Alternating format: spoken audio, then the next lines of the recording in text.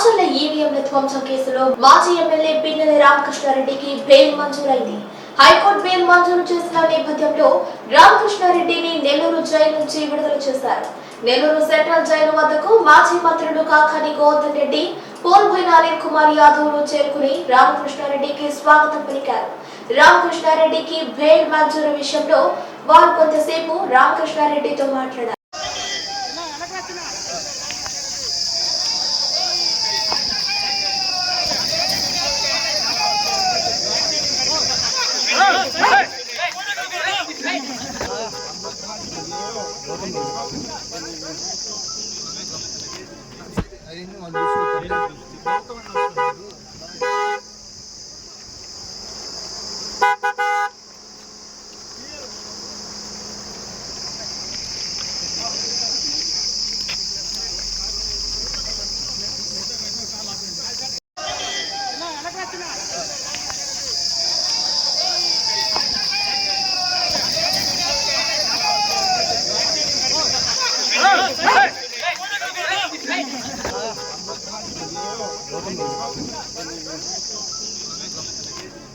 I didn't know